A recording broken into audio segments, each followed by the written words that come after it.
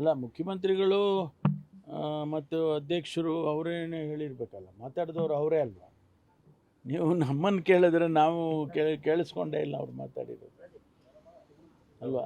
ನಾವು ಬರ ಹೇಳ್ತೀವಿ ಅಂತ ಹೇಳಿ ಅಂದ್ರೆ ಏನೋ ಒಂದು ಸಂದೇಶ ಅಲ್ಲ ಸರ್, ಅದು ಮುಂದೆ ತೀರ್ಮಾನ ಮಾಡ್ತಾರೆ. ಇಬ್ರು ಬಯಸಿದ್ರಲ್ಲ ಸರ್, ಡಿ.ಕೆ. ಶಿವಕುಮಾರ್ ಅಧಿಕಾರ ಹಂಚಿಕೆಯಲ್ಲಿ ಕ್ಲಾರಿಟಿ ಬಯಸಿದ್ರು, ಸಿದ್ದರಾಮಯ್ಯ ಸಚಿವ ಸಂಪುಟ ಪುನರಚನೆ ಮಾಡಬೇಕು ಅಂತ ಅವರು ಒಂದು ಭೇಟಿ ಬಯಸಿದ್ರು. ಎರಡೂ ಕಾರಣದಿಂದಾಗಿ ನಿನ್ನೆ ರಾಹುಲ್ ಗಾಂಧಿ ಅವ್ರ ಜೊತೆಗೆ ಆಗಿರೋ ಮಾತುಕತೆ ಬಹಳ ಚರ್ಚೆ ನಡೀತಾ ಇದೆ. ಅಲ್ಲ ಅವ್ರೇನು ಮಾತಾಡಿದ್ದಾರೆ ಅಂತೇಳಿ ನಾವು ಹೆಂಗೆ ತಿಳ್ಕೊಳ್ಳೋದು? ಅವ್ರು ಹೇಳಿದರೆ ಮಾತ್ರ ನಮ್ಗೆ ಗೊತ್ತಾಗುತ್ತೆ, ನಮಗೇನು ಹೇಳಿಲ್ಲಲ್ಲ ಅವರು. ಬಟ್ ರನ್ವೇಲಿ ಈ ಥರ ಚರ್ಚೆಗಳು ಅಗತ್ಯ ಇತ್ತ? ಅಲ್ಲೇನು ಚರ್ಚೆ ಏನು ಮಾಡ್ದಂಗೆ ಕಾಣಲಿಲ್ಲಪ್ಪ. ಅಲ್ಲೇನು ಉಭಯ ಕುಶಲೋಪರಿ ಸಾಂಪ್ರತ, ಅಲ್ಲೇನು ಅಷ್ಟು ಬಿಟ್ಟರೆ ನನಗೆ ನಾವು ಕ್ಯಾಮರಾದಲ್ಲಿ ನೀವು ತೋರಿಸಿದ್ರಲ್ಲ ಅಷ್ಟೇ ನೋಡಿರೋದು ನಾವು. ಇಬ್ಬರಿಗೆ ಫಸ್ಟ್ ಮಾತಾಡ್ತಾರೆ, ಆಮೇಲೆ ಸಪ್ರೇಟ್ ಕರ್ಕೊಂಡೋಗಿ ಇವರೇ ಮಾತಾಡಿಸ್ತಾರೆ, ಚರ್ಚೆ ಆಗ್ತಾ ಎಲ್ಲ ಇವ್ರ ನಡುವೆ ಬಾಂಧವ್ಯ ಇಲ್ಲ, ಒಂದು ಒಗ್ಗಟ್ಟಿಲ್ಲ ಅನ್ನೋ ಥರದಲ್ಲಿ ಬಿಂಬಿತ ಆಗ್ತಾ ಇದೆ. ಪ್ರತ್ಯೇಕವಾಗಿ ಇವರೇ ಕರ್ಕೊಂಡೋಗಿ ಮಾತನಾಡಿಸುವಂಥದ್ದು. ಅದ್ರ ಬಗ್ಗೆ ನಾನೇನು ಹೇಳಕ್ ಬರೋದಿಲ್ಲ, ನೋ ಕಾಮೆಂಟ್ಸ್. ಅದೇ ಸಂದರ್ಭದಲ್ಲಿ ಸರ್, ಜರ್ಮನಿ ಫೆಡರಲ್ ಚಾನ್ಸಲರ್ ಅವರು ಬಂದಾಗ ಸಿಎಂ ಡಿಸಿಎಂ ಅವರು ಸ್ವಾಗತ ಮಾಡಲಿಲ್ಲ ಅನ್ನೋದೊಂದು ಟೀಕೆ. ಅಲ್ಲ ಏನು ಡೈರೆಕ್ಷನ್ಸು ಮಿನಿಸ್ಟ್ರಿ ಆಫ್ ಎಕ್ಸ್ಟರ್ನಲ್ ಅಫೇರ್ಸಿಂದ ಬಂದಿದೆ, ಗೌರ್ಮೆಂಟ್ ಆಫ್ ಇಂಡಿಯಾದ ಬಂದಿದೆ, ಅದರ ಪ್ರಕಾರ ಅವರು ಮಾಡಿರ್ತಾರೆ. ಅವರು ನೋಡಿ ಒಂದು ರಾಜ್ಯಕ್ಕೆ ಬರ್ತಾರೆ, ಕೇಂದ್ರ ಸರ್ಕಾರದವರು ರಾಜ್ಯ ಸರ್ಕಾರ ಅಧಿಕೃತವಾಗಿ ಇಲ್ಲಿದೆ ಅಲ್ವಾ, ಅದಕ್ಕೇನು ಗೌರವ ಸಿಗಬೇಕು ಅದು ಸಿಗಬೇಕು. ಒಬ್ಬ chancellor, head of the state of A country, ಅವರು ನಮ್ಮ ರಾಜ್ಯಕ್ಕೆ ಬರ್ತಾರೆ ಅಂದಾಗ ನಮಗೂ ಕೂಡ ಒಂದಿಷ್ಟು ಅವರಿಗೆ ಗೌರವ ತೋರಿಸೋದಕ್ಕೆ ಅವಕಾಶ ಕೊಡಬೇಕಲ್ವ. ಅದನ್ನು ಅವರು ತಿಳಿಸ್ಬೇಕಾಗಿತ್ತು ಕೇಂದ್ರ ಸರ್ಕಾರ ಅಂತ ನನಗನ್ಸೋದು. ಯಾಕೆಂದರೆ ನಾವು ಕೂಡ ಬೇರೆ ಬೇರೆ ದೇಶದಲ್ಲಿ ಹೋದಾಗಂಥ ಸಂದರ್ಭದಲ್ಲೆಲ್ಲ ಯಾವ ರೀತಿ ಅವರು ಶಿಷ್ಟಾಚಾರಗಳನ್ನು ಮಾಡ್ತಾರೆ ಅನ್ನೋದನ್ನು ನೋಡಿದ್ದೇವೆ. ನಮ್ಮ ರಾಜ್ಯಕ್ಕೆ ಬಂದಾಗ ಒಂದು ಅಧಿಕೃತವಾದ ರಾಜ್ಯ ಸರ್ಕಾರ ಇರುವಾಗ ನಮ್ಮ ಫೆಡ್ರಲ್ ಸ್ಟ್ರಕ್ಚರ್ ಈ ರೀತಿಯೇ ಇದೆ. ಅವ್ರ ದೇಶದಲ್ಲಿ ಏನಿದೆ ಅದು ಬೇರೆ ವಿಚಾರ. ಆದರೆ ನಮ್ಮ ದೇಶದಲ್ಲಿ ಒಂದು ಸ್ಟೇಟ್ ಇರುತ್ತೆ, ಒಂದು ಸೆಂಟರ್ ಇರುತ್ತೆ.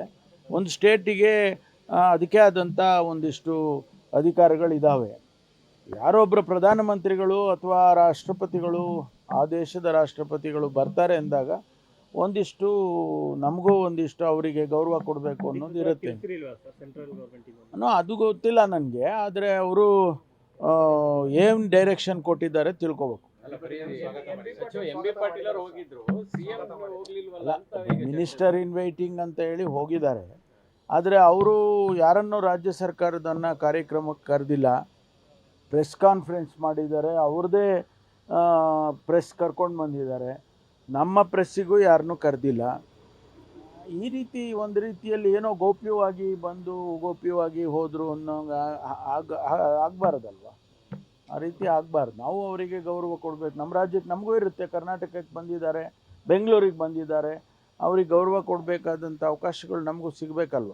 ಕಾರಾಗೃಹ ಸುಧಾರಣೆಗಳ ಕುರಿತು ಉನ್ನತ ಮಟ್ಟದ ಸಮಿತಿಯನ್ನು ವರದಿ ಸಲ್ಲಿಕೆ ಮಾಡಿದೆಯಾ? ಇವತ್ತು ಮಾನ್ಯ ಹಿತೇಂದ್ರ ಅವರು, ನಾವೇನು ಅವರ ನೇತೃತ್ವದಲ್ಲಿ ಕಮಿಟಿ ಮಾಡಿದ್ದು, ಇವತ್ತು ವರದಿ ಕೊಟ್ಟಿದ್ದಾರೆ.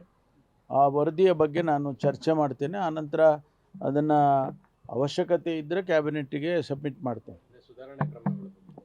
ಸುಧಾರಣಾ ಕ್ರಮಗಳ ಬಗ್ಗೆ ಕೊಟ್ಟಿದ್ದಾರೆ, ಒಂದಷ್ಟು ರೆಕಮೆಂಡೇಷನ್ಸ್ ಮಾಡಿದ್ದಾರೆ. ಅದನ್ನು ಮನೆ ಮುಖ್ಯಮಂತ್ರಿಗಳಿಗೂ ತಿಳಿಸ್ಬೇಕಾಗ್ತದೆ. ಯಾಕೆಂದರೆ ಅದಕ್ಕೆ ಬೇರೆ ಬೇರೆ ಏನೆಲ್ಲ ಅವ್ರ ರೆಕಮೆಂಡೇಷನ್ಸ್ ಇದೆ, ಅದಕ್ಕೆ ಮುಖ್ಯಮಂತ್ರಿಗಳಿಗೆ ಗಮನಕ್ಕೆ ಹೋಗಲೇಬೇಕದು. ಸರ್, ರಾಜಣ್ಣ ಈಗ ಹೈಕಮಾಂಡ್ ಒಂದು ಕ್ಲಾರಿಟಿ ಕೊಡಲಿ ಅಂತೇಳಿ ಒತ್ತಾಯಿಸಿದ್ದಾರೆ ಸರ್. ಯಾಕಂದರೆ ಇದು ದಿನ ಅಡ್ಮಿನಿಸ್ಟ್ರೇಷನ್ ಮೇಲೂ ಪ್ರಭಾವ ಬೀರ್ತಾ ಇದೆ.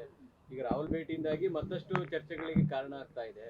ಹೈಕಮಾಂಡ್ ಒಂದು ಕ್ಲಾರಿಟಿ ಕೊಡೋದು ಸರಿ ಇದೆ, ಕ್ಲಾರಿಟಿಯನ್ನು ಬಯಸ್ತಾ ಇದೆ. ನಾನು ಕೂಡ ಅದನ್ನು ಬಯಸ್ತಾ ಇದ್ದೀನಿ. ಹೈಕಮಾಂಡ್ ಮಧ್ಯಪ್ರವೇಶ ಮಾಡೋದು ಕ್ಲಿಯರ್ ಆಗಿ ಹೇಳಿ ಅಂತ. ಅಲ್ಲ, ಅದನ್ನು ಎಲ್ಲರೂ ಬಯಸ್ತಾ ಇದ್ದಾರೆ. ರಾಜಣ್ಣವ್ರು ಹೇಳೋದು ಕೂಡ ಒಂದು ಅರ್ಥದಲ್ಲಿ ಸರಿ ಇದೆ. ಅವು ಈ ಕನ್ಫ್ಯೂಷನ್ಸ್ ಇರಬಾರ್ದು ಅನ್ನೋದು ಎಲ್ಲರದ್ದು ಅಭಿಪ್ರಾಯಗಳು. ಅದನ್ನು ಅವರು ಓಪನ್ ಆಗಿ ಹೇಳಿದ್ದಾರೆ. ಬಳ್ಳಾರಿ ವಿಚಾರದಲ್ಲಿ ಸರ್, ಇನ್ನೂ ನಾರಾ ಭರತ್ ರೆಡ್ಡಿ ಅವರು ಅರೆಸ್ಟ್ ಆಗಿಲ್ಲ, ಸತೀಶ್ ರೆಡ್ಡಿ ಅರೆಸ್ಟ್ ಆಗಿಲ್ಲ. ಎಲ್ಲೊಂದು ಕಡೆ ಈ ಕೇಸ್ನ ಹಳ್ಳ ಹಿಡಿಸ್ತಾ ಇದೆ ಕಾಂಗ್ರೆಸ್ ಸರ್ಕಾರ ಅಂತ ಬಿಜೆಪಿ ಟೀಕೆ. ಅದನ್ನು ತನಿಖೆ ಮಾಡಿ ಅವರು ನಾವು ದಿನನಿತ್ಯ ವಿರೋಧ ಪಕ್ಷದವ್ರನ್ನ ಕೇಳಿಕೊಂಡು, ದಿನನಿತ್ಯ ಕಾಂಗ್ರೆಸ್ ಪಕ್ಷದ ಕೇಳಿಕೊಂಡು ಅದನ್ನು ಮಾಡೋದಿಲ್ಲ ಪೊಲೀಸವರು. ಅವ್ರಿಗೇನು ನಿರ್ದಿಷ್ಟವಾದಂಥ ತನಿಖೆ ಮಾಡೋದಕ್ಕೆ ಅವರಿಗೆ ಹೇಳಿರ್ತಾರೆ, ಅದನ್ನು ಮಾಡ್ತಾರೆ. ಅದನ್ನು ಇದು ಸರಿ ಅದು ಸರಿ ಇಲ್ಲ ಅನ್ನೋದು ನಾವು ಈಗ ಹೇಳಕ್ಕೆ ಬರೋದಿಲ್ಲ. ಜನಾರ್ದನ್ ರೆಡ್ಡಿ ಮೇಲೂ ಎಫ್ಐಆರ್ ಆಗಿದೆ ಸರ್, ಈ ಕಡೆ ಭರತ್ ರೆಡ್ಡಿ ಮೇಲೂ ಎಫ್ಐಆರ್ ಆಗಿದೆ. ನೋಡಿ, ಅರೆಸ್ಟ್ ಮಾಡಿ ಯಾರನ್ನ ಅರೆಸ್ಟ್ ಮಾಡಬೇಕು, ಯಾವಾಗ ಮಾಡಬೇಕು, ಯಾಕೆ ಮಾಡಬೇಕು, ಅದನ್ನೆಲ್ಲ ನಾವು ಇಲ್ಲಿ ಸೂಚನೆ ಕೊಡೋದಿಲ್ಲ. ಅವರು ಅಲ್ಲಿ ತನಿಖೆ ಮಾಡುವಾಗ ಯಾರನ್ನ ಅರೆಸ್ಟ್ ಮಾಡಬೇಕು ಅಂತ ಅವರಿಗೆ ಅಗತ್ಯ ಬಿದ್ದಿದೆ, ಇದು ಮಾಡಬೇಕು ಅಂದಾಗ ಮಾಡ್ತಾರೆ. Sir, only news today is special cabinet for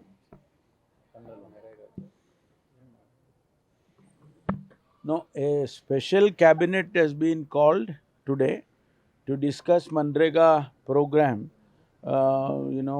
How the government of India has withdrawn the act which was present, repealed the act of the earlier Manrega Act, which was brought about by Dr. Manmohan Singh government. And now instead of that, they have brought, Ramji program. A controversy has been created by removing Mahatma Gandhiji's name. Two, within the proposed or brought about by the government of India within the framework of the law, but they have also changed so many provisions which was there in the earlier act, which we are going to discuss and then take a decision. Sir, any comments on yesterday CM Dissim separate talk to the Rahul Gandhi in the Mysore airport, sir? No, that is I would say it is just a simply courtesy call. But lot of leadership. No, speculations, yes, are always there. Speculations are always there, but I don't attach so much of significance to that. It is a normal courtesy that Chief Minister and the PCC President to go and receive him and send him off. That is all. Beyond that, I don't attach any The significance. source have said that shortly cabinet reshuffle is chances. It's only the sources. And sir, BJP slams to your government side regarding the German Chancellor yesterday came to Bangalore, but No, we are not aware what directions the Government of India, Ministry of External Affairs has sent to state government. It also depends on the Chancellor whether they wanted to meet our state leadership or not. All these things nobody knows. Sir, Bengaluru ಗ್ರಾಮಾಂತರ Vijayapura police station ಅಲ್ಲಿ sir, ಪೊಲೀಸರು seize ಆಗಿರೋ ವೆಹಿಕಲ್ಗಳನ್ನ illegal ಆಗಿ ಮಾರಾಟ ಮಾಡಿದ್ದಾರೆ ಅಂತ ಅಲ್ಲಿ ಸಿಬ್ಬಂದಿ ಪತ್ರ ಬರೆದಿದ್ರು. ಸುವರ್ಣ ನ್ಯೂಸ್ ಪತ್ರ ಬರೆದಿದ್ರು, ಐಜಿಗೂ ಪತ್ರ ಬರೆದಿದ್ದಾರೆ, ಸೆಂಟ್ರಲ್ ಐಜಿಗೆ. ಚೆಕ್ ಮಾಡಿದಾಗ ಅಲ್ಲಿ ಖಾಸಗಿ ಜಾಗಗಳಲ್ಲಿ ಕೂಡ ವೆಹಿಕಲ್ಗಳು ವಿತ್ ಕೇಸ್ ನಂಬರ್ ಇರುವಂತ ವೆಹಿಕಲ್ಗಳು ಕೂಡ ಪತ್ತೆಯಾಗಿದೆ. ಪೊಲೀಸರು ಈ ರೀತಿ ಪೊಲೀಸ್ನವರು ಆ ರೀತಿ ಏನಾದರೂ ಇಲ್ಲಿಗಲ್ ಆ್ಯಕ್ಟಿವಿಟಿ ಮಾಡಿದರೆ ಅದಕ್ಕೆ ತನಿಖೆ ಮಾಡಿ ಅವ್ರ ಮೇಲೆ ಕ್ರಮ ತಗೊಳ್ತೀವಿ. ಕೆಲವು ಸಂದರ್ಭದಲ್ಲಿ ಏನಾಗುತ್ತೆ, ಪೊಲೀಸ್ ಸ್ಟೇಷನ್ ಮುಂದುಗಡೆ ಜಾಗ ಇರೋದಿಲ್ಲ, ಅಲ್ಲೆಲ್ಲೋ ಪಕ್ಕದಲ್ಲಿ ನಿಲ್ಲಿಸಿರ್ತಾರೆ. ಅಂಥದ್ದು ಏನಾದರೂ ಆಗಿದ್ದರೆ ಗೊತ್ತಿಲ್ಲ ನನಗೆ. ಆದರೆ ಒಂದು ವೇಳೆ ಆ ರೀತಿ ಆಗಿದ್ದರೆ ಕ್ರಮ ತಗೊಳ್ತೀವಿ. ಅಲ್ಲಿನ ಸಿಬ್ಬಂದಿಗಳೇ ಈ ಥರ ಆಗ್ತಾ ಇದೆ ಅಂತ ಪತ್ರ ಬರೆದಿದ್ದಾರೆ ಸರ್. ಐಜಿಗೂ ಪತ್ರ ಬರೆದಿದ್ದಾರೆ, ನಮ್ಮ ಆಫೀಸ್ಗೂ ಒಂದು ಪತ್ರ ಕಳಿಸಿದ್ರು. ಅದನ್ನು ನಾನು ಕಮಿಷನರ್ಗೆ ತಿಳಿಸ್ತೀನಿ, sorry, ತಿಳಿಸಿ Bangladesh. ಅದರ ಮಾಹಿತಿಗಳು ಪಡ್ಕೊಳ್ತೀನಿ. ಮಾಹಿತಿ ಪಡ್ಕೊಂಡು ಆಮೇಲೆ ಕ್ರಮ ತಗೊಳ್ತೀನಿ. ಬಾಂಗ್ಲಾದೇಶಿಯನ್ನ ಪತ್ತೆ ಹಚ್ಚುವಂತ ಕಾರ್ಯಕ್ರಮ ನಡೀತಾ ಇದೆ. ಇದುವರೆಗೂ ಎಷ್ಟು ಜನ ಅರೆಸ್ಟ್ ಆಗಿದ್ದಾರೆ ಸರ್? ಎಲ್ಲೆಲ್ಲೆಲ್ಲ ಆಗ್ತದೆ? ಬರೀ ಎಲ್ಲ ಮಾಹಿತಿ ಎಲ್ಲ ಕೊಡೋದಕ್ಕೆ ಹೇಳಿದ್ದೇನೆ ನಾನು. ಯಾಕೆಂದರೆ ಇಡೀ ರಾಜ್ಯದಲ್ಲಿ ಇದು ಒಂದು ಕ್ರಮ ತಗೊಳ್ಳೋದಕ್ಕೆ ನಾವು ಸೂಚನೆ ಕೊಟ್ಟಿದ್ದೀವಿ. ಎಲ್ಲೆಲ್ಲಿ ಬಾಂಗ್ಲಾದೇಶದವರು ಇದ್ದಾರೆ ಅಂಥೇಳಿ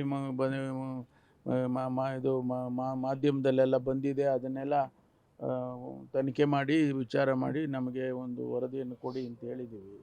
ಅದು ಬಂದ ಮೇಲೆ ಸಂಖ್ಯೆಗಳು ಗೊತ್ತಾಗುತ್ತೆ. ಸರ್, ಈಗ ವಶಕ್ಕೆ ಪಡ್ಕೊಂಡಿರ್ತಕ್ಕಂಥ ಬಾಂಗ್ಲಾದೇಶಿಯನ್ನ ಮುಂದಿನ ಕ್ರಮ ಯಾವ ಥರ ಸರ್? ಅವ್ರನ್ನ ಹಸ್ತಾಂತರ ಮಾಡೋದು? ಅಲ್ಲ, ಅವ್ರನ್ನ ನಾವು ಡಿಪೋರ್ಟ್ ಮಾಡ್ತೇವೆ. ಅವರು ಸಂಬಂಧಪಟ್ಟ ಎಂಬೆಸಿಗೆ ಅವರಿಗೆ ತಿಳಿಸಿ, ನಮ್ಮಲ್ಲಿ FRO ಅಂತ ಇದೆ, ಅದು ಕೇಂದ್ರ ಸರ್ಕಾರದ್ದು, ಅದನ್ನು ಅವರಿಗೆಲ್ಲ ತಿಳಿಸಿ ಅಲ್ಲಿಂದ ಅವರು ಸಂಬಂಧಪಟ್ಟ ಎಂಬೆಸಿಗೆ ಅವರಿಗೆಲ್ಲ ತಿಳಿಸ್ತಾರೆ.